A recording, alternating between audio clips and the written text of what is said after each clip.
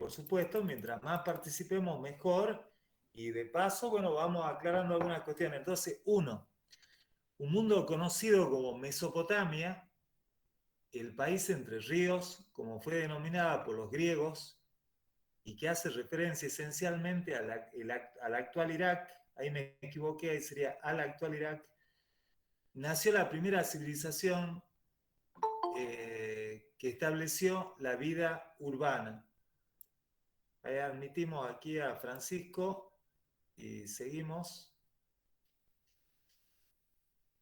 Entonces, un mundo conocido como Mesopotamia, el país entre ríos, como fue denominada por los griegos, y que hace referencia esencialmente al actual Irak, nació la primera civilización que estableció la vida urbana.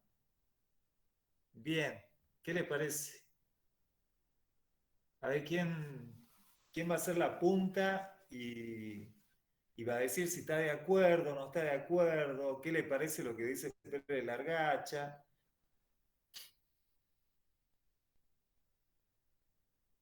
Primera cita de Pérez Largacha. A ver qué les parece.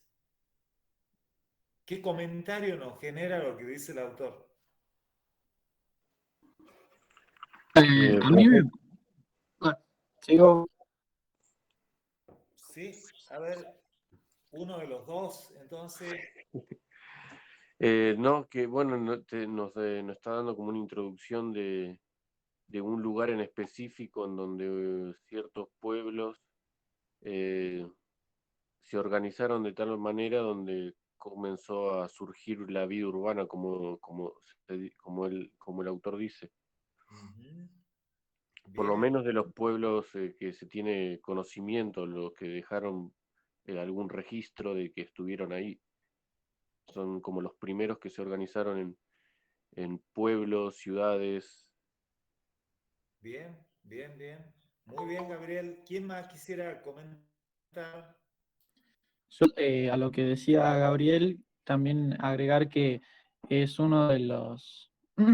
el, Mesopotamia también es una de las civilizaciones donde se llevó a cabo la administración económica, ¿no? Y el mercado en sí. Bien. ¿Quién estaba participando en aún? ¿Perdón, cómo, profe? ¿Vos estabas participando en aún? Sí, sí, sí. O Ah, sea, yo bien, bien. hablamos al mismo tiempo con Gabriel, pero bueno, Perfecto. le cedí la palabra. Perfecto, perfecto. Era para saber nomás si eras vos, para confirmar. Bárbaro, muy bien, muy bien. Ahora fíjense lo que dice Pérez Largacha, que el nombre Mesopotamia es un nombre que le pusieron los griegos a lo que dice que es esencialmente el actual Irak. Eso es muy interesante de tener en cuenta si uno dice por ahí, a ver, ¿y quiénes viven actualmente? ¿Qué país existe actualmente en la región histórica de Mesopotamia? Bueno, esencialmente dice el actual Irak, o sea, los iraquíes. Profe, ¿Sí? Sí, te escucho. ahí también podríamos rescatar que, bueno, como dice que es una región atravesada, como es Mesopotamia, atravesada por ríos, como son ríos Tigris y Éufrates, es esto, ¿no? De que en la región específicamente que sea Mesopotamia atravesada por ríos, posibilita el desarrollo que se lleva a cabo el desarrollo de la vida urbana, ¿no? Muy bien, muy bien, muy bien, Fernanda. Muy bueno tu comentario. Bueno, entonces cada uno, por supuesto, tiene cada uno de los que estudia, yo me incluyo, bueno, todos, Pérez Largacha y cada uno de nosotros tiene, por supuesto, su punto de vista, así que es interesante, bueno, comentar las citas, ¿no? Después tenemos dos, un mundo, una tradición y cultura mesopotámica que se irradia sobre regiones y pueblos, siendo una prueba de ello la escritura cuneiforme. Entonces, repito, un mundo, una tradición y cultura mesopotámica que se irradia sobre regiones y pueblos, siendo una prueba de ello la escritura cuneiforme. Profe, aquí, o sea, no sé si estará bien, pero no sería, no sé si puede volver a compartir lo que puso. Ahí lo tenemos, mirá. Ahí está. Ahí donde dice un mundo, dice un mundo, una tradición y cultura mesopotámica. ¿No sería más bien un mundo, una tradición y cultura sumeria? Ya que todos, o sea, los pueblos o países o ciudades-estado que se forman después tienen cultura sumeria y o acadia. Bien, bueno, qué interesante lo que estás planteando, porque la primera civilización que se destaca, que conoce la escritura, que la usa, todo, claro, es la Sumeria. Así que interesante lo que estás planteando. Y como la cita es de Pérez Largacha, porque yo la tomo textualmente en este caso del libro, bien, eh, creo que está muy bien la observación que le estás haciendo a Pérez Largacha. En realidad, quizá ahí lo que tendría que hacer Pérez Largacha es revisar la redacción, ¿no es cierto? Ahora, claro, lo que está planteando Pérez Largacha, tomando tu apreciación, es más allá de un pueblo, como los sumerios o los acadios, él está tomando algo general, dice, una cultura mesopotámica que se irradia. En ese sentido, bueno, lo plantea el autor, no en Profe, función de un pueblo, sí, sí, también, disculpe que lo interrumpa. sí, Yo ¿no? quería decir que con respecto a esto que dice Nahum, por ejemplo, para a mí, desde mi punto, me parece bien que diga desde la Mesopotamia, porque creo que decir Sumer reduce muchísimas culturas que a lo mejor no han tenido contacto desde lo contemporáneo, que sí se pudieron influenciar todo, pero es reducirlo únicamente a Akkad y Sumeria, cuando en realidad la Mesopotamia tiene muchísimo que aportar desde la alta, baja y media Mesopotamia. Ahí está. Bien. Bueno, muy interesante, muy interesante. Eh, y bueno, fíjense cómo está también, digamos, la cuestión regional, ¿no? La Mesopotamia como región histórica, como un conjunto, como una cultura, dice el autor, que se irradia, y también, como decían aún, por ahí el énfasis que suele poner el que estudia en un pueblo o focalizando más, ¿no? Ahora, yo creo que en este caso el autor se refiere a algo mucho más grande que un pueblo determinado. Y por eso, ahora lo vamos a volver a compartir. Te dice una tradición y cultura mesopotámica que se irradia sobre regiones y pueblos, siendo una prueba de ello la escritura cuneiforme.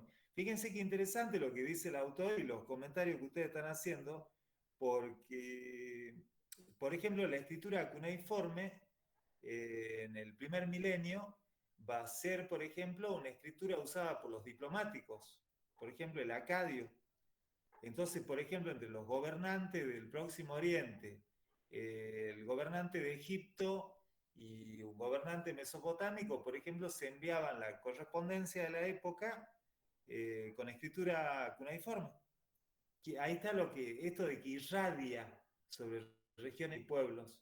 No es que hay una cuestión cerrada, ¿no es cierto? Sino que se expande las formas culturales, la escritura. Así que bien, interesante. Hola Virginia.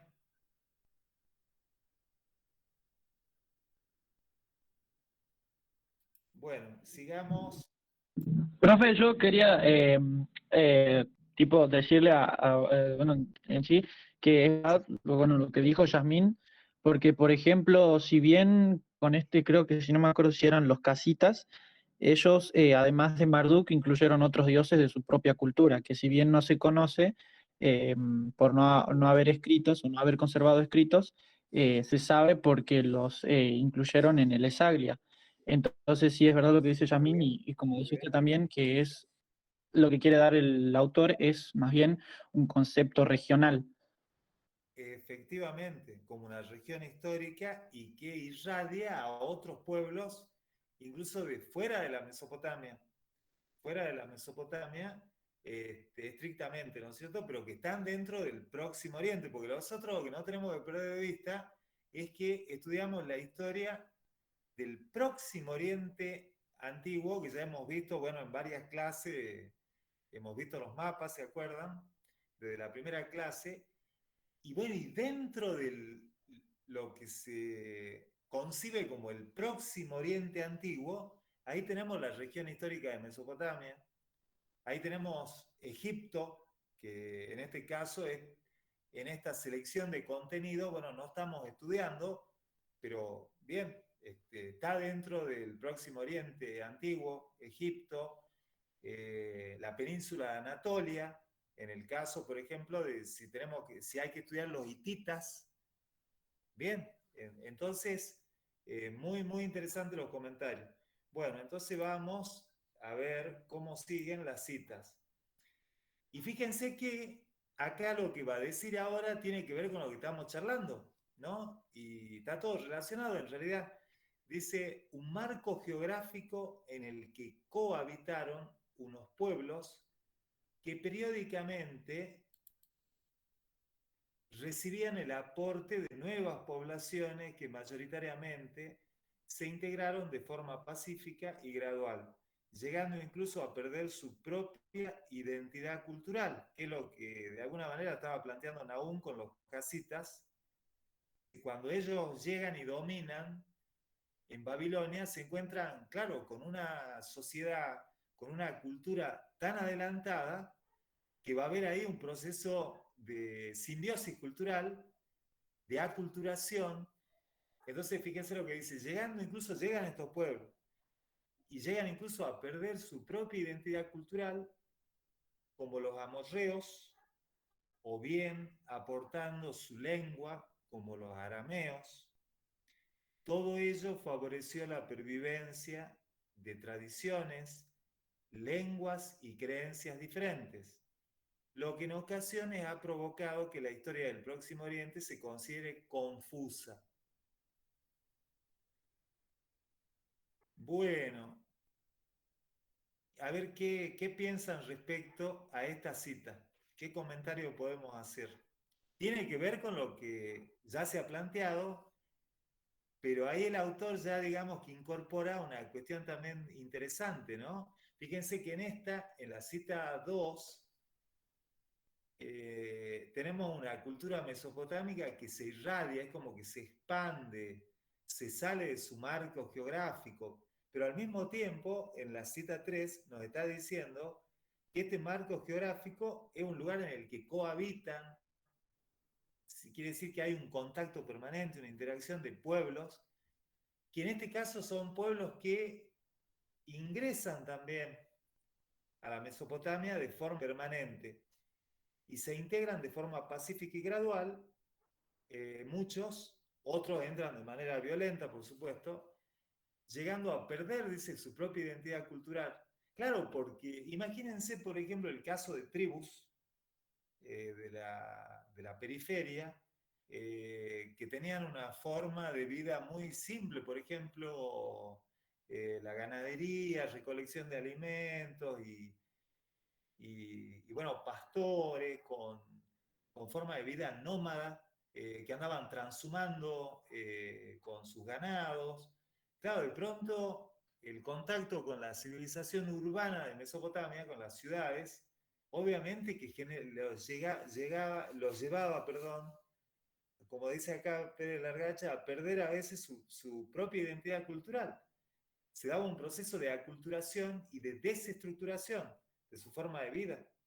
Ahora, obviamente que son procesos muy largos, ¿no? Que llevan mucho tiempo. Y al mismo tiempo, dice acá, aportan su lengua, como fue el caso de los arameos. Son ejemplos. Bueno, ahí ya me copé yo y al final me puse a comentar yo que no tenía que hacer eso. Pero bueno, ¿qué opinan ustedes? Yo, por ejemplo, profe, lo que estaba leyendo hoy, que estaba leyendo lo del Imperio Medio, no sé, Reino Medio Asirio, puede ser, o Imperio Medio Asirio, no me acuerdo bien cómo era la Sí, sí, fuente. sí. Sí, el rey. Por ejemplo, como dice aquí que coexisten, sin embargo, tienen culturas diferentes. Por ejemplo, en Asiria, el rey no tenía intervención total sobre las actividades urbanas, mientras que, por ejemplo, en Babilonia sí. Muy bien. Por ejemplo, esto de las colonias en Anatolia, ¿cómo sería así? Pero esto ya es antigua Paleo-Asiria. Sí, el paleo asirio. El paleo El paleo asirio. asirio, sí. El paleo asirio, por ejemplo, tenía sus colonias en Anatolia y en cambio, ¿cómo se llama? Babilonia mantenía, sin embargo, el control sobre las rutas comerciales y era un centro comercial a la vez. En Babilonia era, por así decirlo, una ciudad que producía, mientras que Asiria los obtenía de otros lugares a los productos y los llevaba para comerciar en Anatolia. Otro en cuanto a organización, por así decirlo, social, en sí ya en Babilonia hay dos modos diferentes, creo que en el casita o no me acuerdo muy bien, porque no le, o sea, hice el práctico pero no me lo acuerdo muy bien, pero corríjame usted si estoy mal. En la Babilonia casita y en la Babilonia aldea, no me acuerdo en cuál de las dos, es la familia que estaba dirigida por el cabeza de familia, que era un hombre, podía corresponder, por así decirlo, a los asuntos familiares, mientras que en la otra simplemente las familias componían un eslabón de la sociedad. Por ejemplo, en el Paleo Asirio había una, ¿cómo se dice? Asamblea, ¿sí? Asamblea de esto sobre las familias más importantes de la ciudad, más importante económicamente, Bien. que trataba con el rey los asuntos, o sea, trataba con el rey directamente los asuntos del mercado, mercado, sí, de negocios, para defender sus intereses. Actividades mercantiles. Exactamente, mercantiles. Bueno, pero qué interesante el análisis porque, bueno, lo que vos estás planteando, Nahum, creo que refleja las relaciones que hay, los procesos, bueno, cómo se conectan los procesos independientemente de un pueblo determinado, cómo hay estos procesos donde, bueno, vemos que en la región hay prácticas y formas que son, eh, ¿cómo diría? Como constantes, ¿no? Constantes, y obviamente que cada civilización le da su impronta, por supuesto. Bien, entonces, bien. Fíjense que acá Pérez Largacha nos habla de la Mesopotamia como un marco geográfico. Y sí, es una región geográfica y desde el punto de vista histórico nosotros decimos es una región histórica. Así que se entiende también esa región histórica en función de las características, por ejemplo, el tema de los ríos, país entre ríos, las características del Tigris, del Éufrates, bueno, la importancia que tienen para sociedades agrarias. Así que bueno, sigamos. Y fíjense esta cita a la 4, dice, la pecadora Babilonia, con su lujo, los crueles reyes asirios descritos en la Biblia, siguen dominando la interpretación de estas culturas. La pecadora Babilonia, con su lujo, los crueles reyes asirios descritos en la Biblia, siguen dominando la interpretación de estas culturas. Bien. ¿Qué podemos comentar al respecto? Ahí, ¿qué está criticando Pérez Largacha? Porque bueno, yo la corté, por supuesto, la expresión porque era muy larga. ¿Qué está criticando? ¿Qué les parece? ¿Sería el concepto que tiene la Biblia sobre los babilonios? Exactamente, exactamente.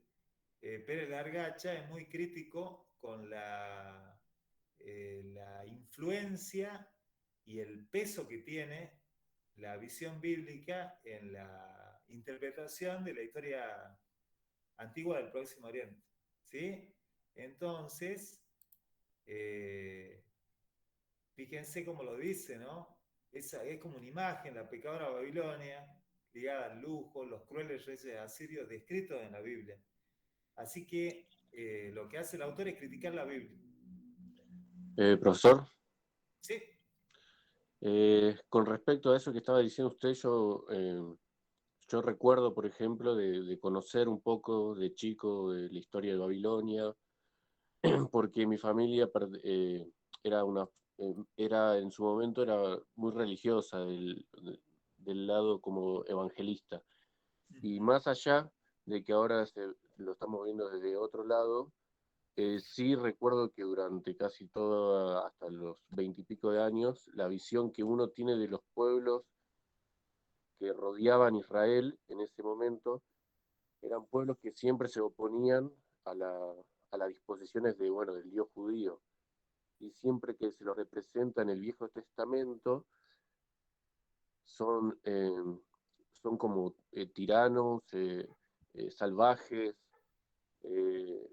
como costumbres totalmente opuestas a lo que es los cristianos. Igualmente hay como una doble vara porque también en la época del rey David o de los reyes judíos de esa época, también fueron bastante salvajes. Entonces es como que para nosotros esos pueblos siempre son como eh, pueblos que iban en contra de la civilización. Cuando uno de repente lee libros como de Largacha o de otra bibliografía, las pruebas o las fuentes que uno tiene, generalmente los pueblos de esa zona o los reinos de esa zona tenían como una cultura parecida más allá de las diferencias. Entonces, ni eran tan salvajes, ni tampoco eran tan santos como se pretendía, la imagen que hay de la Biblia sobre eso, los restos de los pueblos. Bien.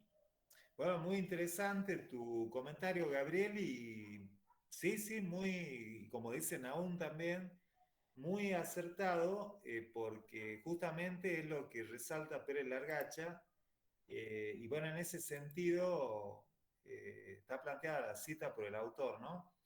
Así que muy bien, clarísimo lo que están planteando los compañeros. En la cita 5 dice, la escritura fue uno de los legados más importantes del Próximo Oriente, adoptando el mundo griego, el alfabeto del mundo fenicio a comienzos del primer milenio. Ello nos permite conocer su pensamiento y su historia, pero siempre desde la óptica de lo que para ellos era importante, no debiendo buscar por tanto lo que para nosotros lo es, ya que las preocupaciones, esperanzas o temores de estas culturas eran otros que además no siempre son primitivos o antiguos tal y como se ha querido ver en diferentes ocasiones. Bueno, fíjense que ahí aparece ya otro referente para la interpretación de la historia del Próximo Oriente que critica a Pérez Largach. ¿Sí? Eh, la visión de los griegos también respecto al Próximo Oriente Antiguo. Pero bueno, a ver, acá hay varias cosas, ¿no? Dice, la escritura fue uno de los legados más importantes del Próximo Oriente, adoptando el mundo griego el alfabeto del mundo fenicio a comienzo del primer milenio. Y aquí hay, ¿por qué la seleccioné? Porque acá dice algo muy importante, Pérez Largacha, que los documentos escritos que nos dejaron los pueblos mesopotámicos antiguos nos permiten conocer su pensamiento, su historia, pero cuidado con la óptica, pero por eso dice, pero siempre desde la óptica que para ellos era importante, y no debiendo buscar por tanto lo que para nosotros lo es, ya que las preocupaciones, esperanzas y temores de esta cultura eran otros, no siempre son primitivos o antiguos, tal como se ha querido ver en diferentes ocasiones. Bueno, me parece muy interesante porque creo que es algo fundamental, ¿no? Eh, por eso yo les decía en clases anteriores que a veces cuesta también estudiar estas sociedades, porque claro, uno, ¿cómo hace para despojarse actualmente? Ahora nosotros que los queremos, que los estudiamos, ¿cómo hacemos para despojarnos también de ciertos estereotipos bíblicos, de los autores griegos? Eh, Bien, pensemos que la palabra Mesopotamia, por ejemplo, es un término de los griegos. país entre ríos, Mesopotamos, país entre ríos. Entonces fíjense cómo hay ahí una cuestión, y bueno, y Pérez Largacha creo que lo plantea, y yo creo que en términos de, por ejemplo, si uno se dedicara a investigar en el campo de la historia antigua, y tiene que partir de ahí, que, que ya de entrada hay un problema con la visión que tenemos los contemporáneos en el mundo occidental respecto a estas sociedades, ¿no? Bueno, ahí ya di mi punto de vista, no sé si alguien quiere aportar algo y si no, seguimos. Porque en realidad se relaciona ya con cuestiones, por supuesto, que se han planteado, pero bueno, quizá alguien más quiere expresar algo. Bueno, si no hay ningún comentario más, entonces seguimos y acá ya es explícito, miren, la cita 6 dice, los autores clásicos y el relato bíblico describieron y juzgaron el Próximo Oriente desde lo que para ellos era lógico, de su propia realidad, siendo sus descripciones las que pervivieron durante siglos y las únicas existentes para conocer Oriente. Bueno, acá está lo que decía, de otra manera, lo que decía Gabriel. Los autores clásicos y el relato bíblico describieron y juzgaron el Próximo Oriente de lo que para ellos, o sea, era lógico. Y estas son las descripciones que han pervivido. Por ejemplo, a partir de la Biblia, del relato bíblico, hay toda una imagen de Babilonia, de los asirios, de los cananeos, de bien. Así que fíjense qué impresionante lo que está diciendo Pérez Largacha, porque claro, Pérez Largacha como investigador es como que nos está advirtiendo, nos está planteando acá la posta, digamos, cuidado con tomar ese imaginario, digamos, que se ha construido durante siglos en el mundo occidental y que no nos permite por ahí interpretar con cierta objetividad lo que estudiamos, ¿no? Y ya que la cuestión está planteada en esos términos, leo la número 7, que también me pareció interesante, porque esto continúa, dice, respecto a la arqueología en el siglo XIX, las potencias europeas iniciaron una carrera para exponer en sus museos nacionales los restos monumentales que aventureros, diplomáticos o incipientes arqueólogos hallaban, contribuyendo así a la difusión de unas ideas evolucionistas que defendían la superioridad del hombre del siglo XIX, europeo, occidental, y que hundía sus raíces en la tradición clásica, o sea, los griegos y romanos, frente a mundos anteriores, más primitivos y menos evolucionados, que solamente eran valorados por su exotismo. Todo ello contribuyó, en opinión de Edward Said, dice Largacha, a una apropiación e invención, bueno, acá hay una comilla, perdón, de Oriente, partiendo de presupuestos mentales occidentales que tenían su origen en el mundo clásico, griegos y romanos. En cierta medida, dice Largacha, ello aún continúa.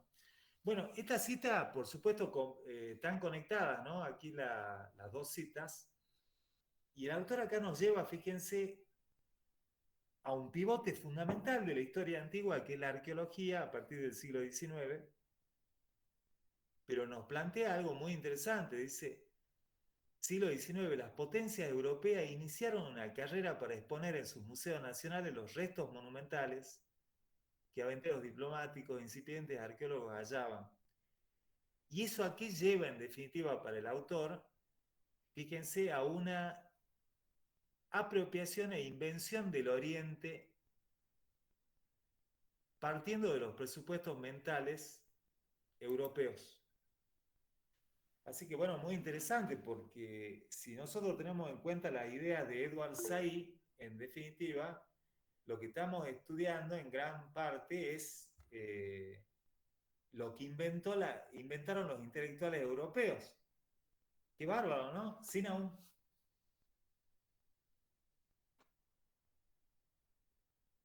Sin aún ahí pedías la palabra, levantaba la mano, aún. Ah, ahí está.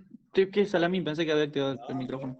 Es esto lo que usted nos decía en las primeras clases, el término Próximo Oriente. Próximo a Europa es esa visión eurocéntrica que se tiene de Oriente, ¿no? De así esta, es.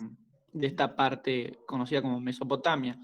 Y otra cosa es que no me acuerdo, o sea, de todo lo que dijo, no llego a recordar, pero es teniendo en cuenta siempre esa visión o esa concepción o construcción basada en los griegos y muy pronto, o sea, en otro tiempo, ya sería más eurocentrista. Y o sea, otra cosa que es que la mayoría de los restos arqueológicos hallados normalmente no se encuentran en los países de donde provienen, sino, por ejemplo, no los recuerdo ahora, pero varios restos arqueológicos sobre los egipcios o datos se encuentran en el Museo de Gran Bretaña y no en Egipto.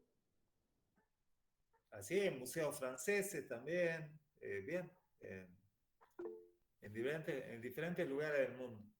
Así que, bien, entonces fíjense que lo que nos plantea acá Pérez Largacha tiene que ver con la enseñanza y tiene que ver también con la investigación, ¿no? de los temas de historia antigua del Próximo Oriente.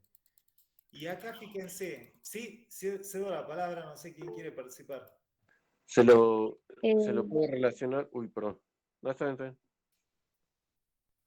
bien. Profe, yo era para hacer una acotación nada más. ¿Y Sofía? Este, bueno, donde se dice de los arqueológicos, sí, porque bueno, yo estoy estudiando también otra carrera en la UNSA, digamos, Ciencia de la Comunicación, y nos Bien. hicieron buscar el otro día sobre cualquier museo que a nosotros nos guste y hacer una infografía, digamos.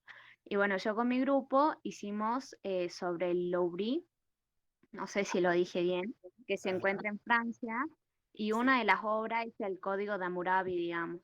Bien, Se claro. encuentra. Muy bueno, Sofía. Bueno, ahí ya lo volví a compartir porque pensé que iba a comentar algo más, pero está buenísimo tu aporte. Y Gabriel, ¿algo querías plantear? No, que yo lo relacionaba con el positivismo, porque hay como que marca del siglo XIX, era como una especie de contrastar la sociedad avanzada y la mejor sociedad posible, que era la de ese momento, con una sociedad antigua que tenía para esa época muchas deficiencias, cuando si uno quizás piensa un poco, no podríamos decir que nuestra sociedad es mucho mejor que la de ellos, porque habría que ver la percepción que ellos tenían sobre la vida en general, o las posibilidades que ellos tenían, no sé, de, de relacionarse entre ellos o de convivir en su sociedad. Quizás hasta, depende cómo cada uno lo vea, puede llegar a ser hasta un poquito más justa que quizás lo que vivimos nosotros.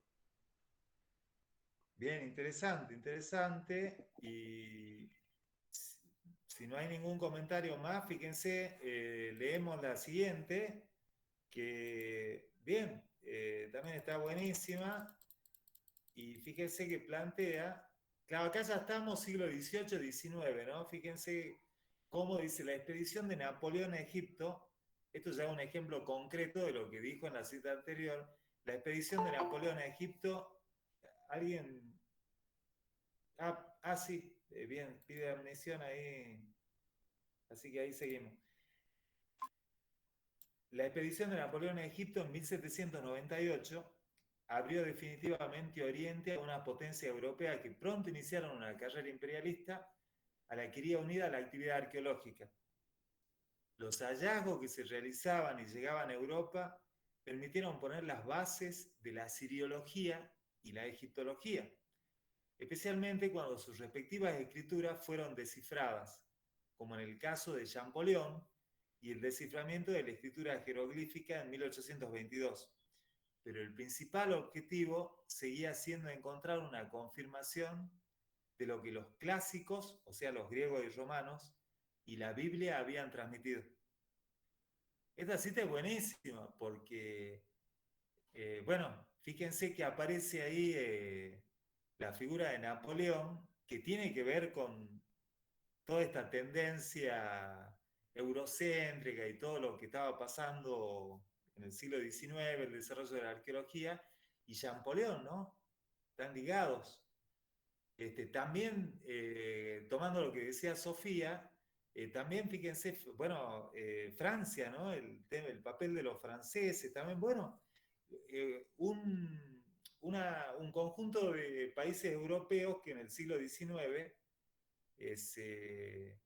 eran colonialistas, es una época de expansión colonial y en ese momento, bueno, adquiere un gran interés el estudio de las civilizaciones orientales.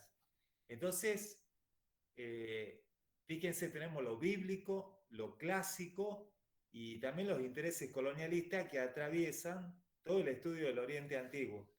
Y acá, como termina la cita, ¿no? Pérez Largacha dice, pero el principal objetivo seguía siendo encontrar una confirmación de lo que los clásicos y la Biblia habían transmitido. Bien, entonces es muy importante no perder de vista toda esta problemática relacionada con los temas y, bueno, y los objetos de estudio inmerso en los temas del Oriente Antiguo, ¿no? Y en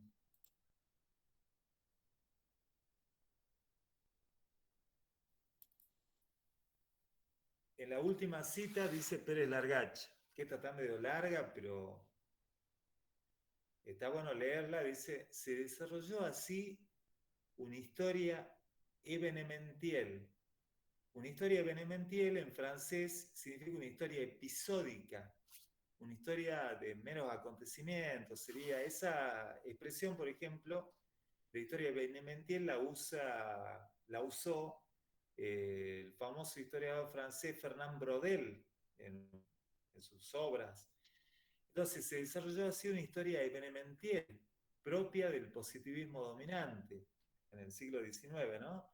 Basada en los grandes reyes, en sus campañas militares y en su actividad constructiva de palacios o templos. Una historia concebida como una mera sucesión de dinastías y culturas en la que siempre estaba presente el mismo esquema. Una primera fase de conquista y expansión, mayoritariamente asociada a un nuevo pueblo. Una segunda fase de desarrollo y mantenimiento, con continuas revueltas y campañas militares, hasta que, finalmente, se producía su colapso, interpretándose los periodos de crisis como el momento que aprovechaban poblaciones marginales, principalmente nómadas, para asentarse en las fértiles tierras regadas por los grandes ríos, el Nilo, el Éufrates y el Tigris, o bien cuando tenían lugar importantes movimientos migratorios como el de los indoeuropeos, cuando en realidad el desarrollo cultural mesopotámico debe entenderse como la continua aportación y simbiosis de diferentes grupos étnicos y lingüísticos, que es cierto que tuvieron conflictos, pero también convivieron. Bueno, está medio larga, por ahí se complica para comentar, pero creo que el autor ahí nos da una visión interesante, crítica, de la historiografía tradicional también del Oriente Antiguo, que se queda en esto, ¿no? En los grandes reyes, grandes dinastías, las campañas militares, y, y bueno, no sé qué opinan.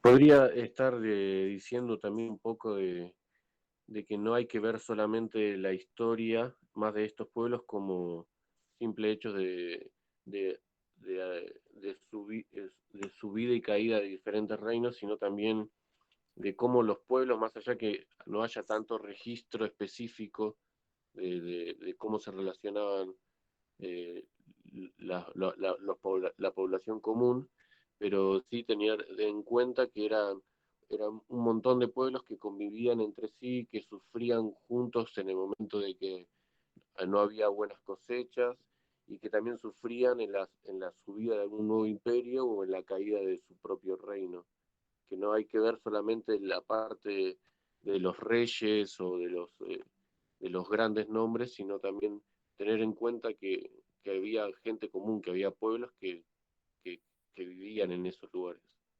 Bien, bien, muy interesante, Gabriel. Y después fíjense que hay una crítica también a una visión eh, de, de muchos historiadores que siempre asocian el colapso en sus explicaciones. Acá hay una crítica a un tipo de explicación histórica también, donde siempre se asocia o se explica el colapso de un periodo, de un momento de estabilidad, de algún reino o imperio, dice, con la aparición de poblaciones marginales y generalmente, principalmente nómadas. Entonces hay una crítica de parte de Largacha también a ese contraste que se plantea entre los menos civilizados, que serían los nómadas, y los que viven en ciudades y ya tienen, bueno, sociedades más avanzadas, que son en definitiva los que pierden ante estos invasores, ¿no es cierto? Algo así como, a ver, es medio anacrónico lo que voy a decir, pero es más o menos una onda civilización y barbarie, digamos, el planteo, que pesa en algunas explicaciones históricas, las civilizaciones urbanas asediadas por los salvajes, estos de la montaña y de la periferia, ¿no? Las poblaciones marginales, entonces hay una cuestión medio iluminista, ¿no?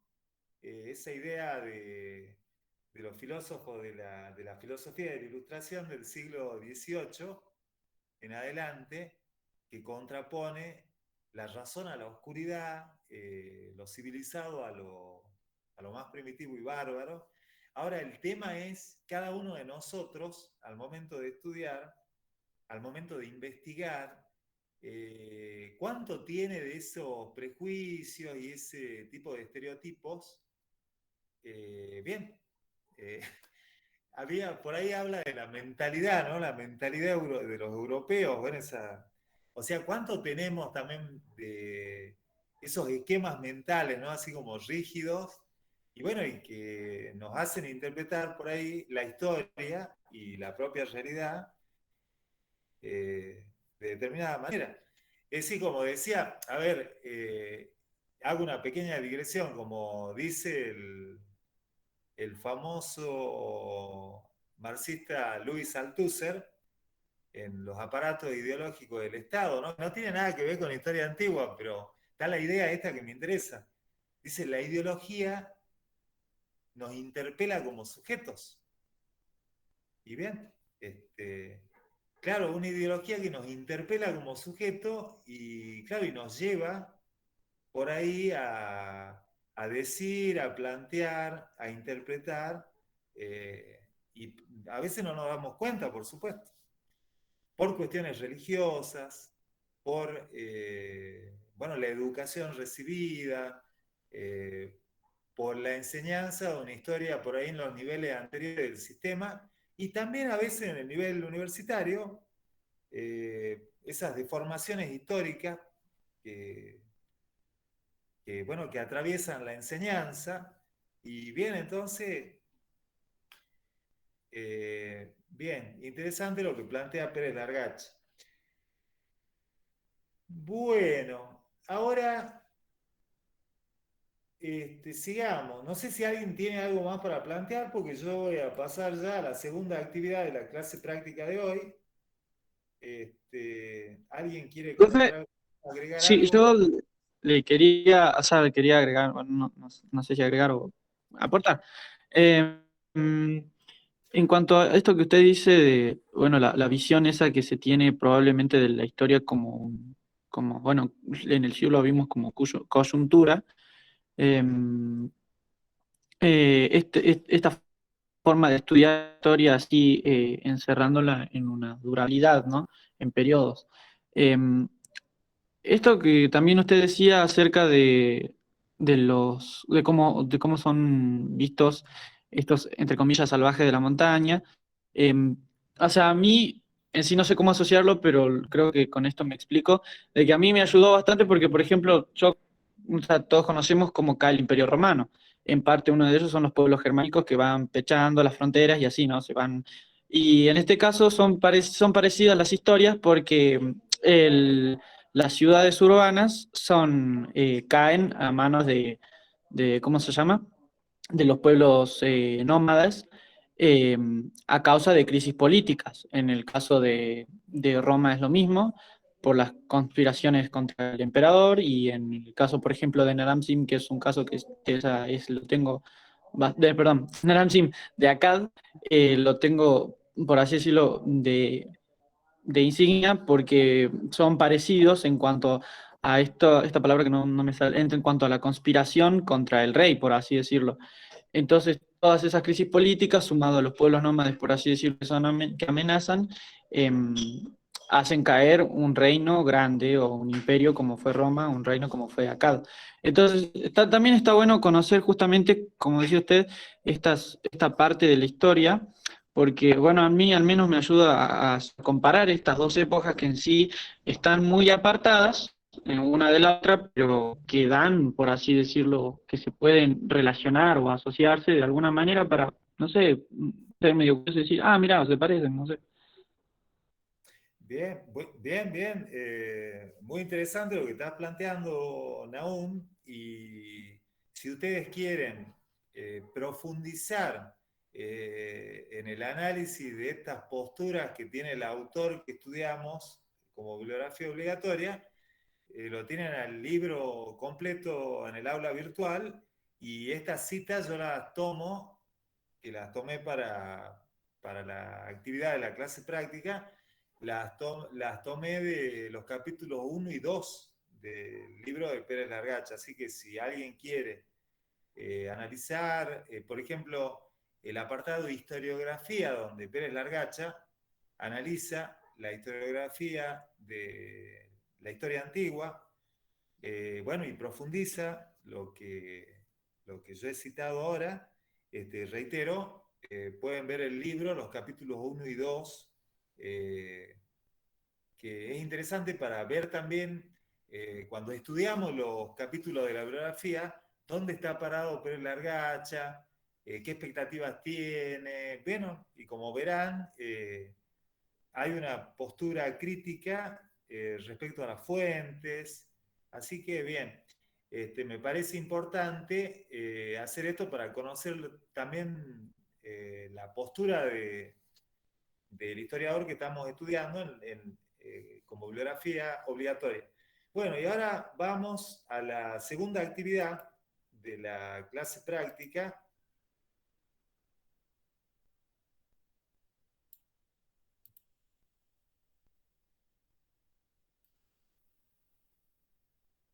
Bien. Actividad 2. En base a la siguiente cronología, o sea, esta es la cronología e información histórica de la Mesopotamia antigua, de la bibliografía, por lo que ya hemos estudiado y estamos estudiando, y de los conocimientos aprendidos durante el cursado de la materia, señalar